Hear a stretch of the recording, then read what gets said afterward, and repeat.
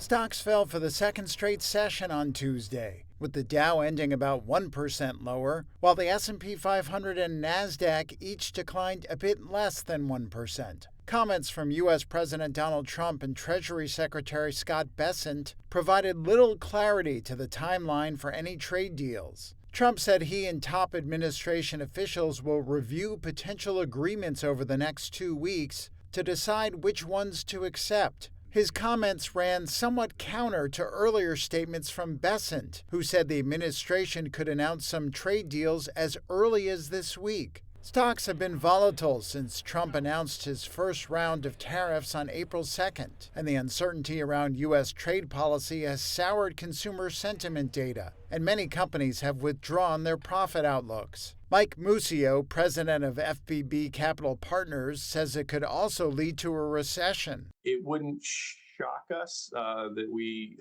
think the odds of like 50-50, recession in the second half of the year, I think those are fair odds right now.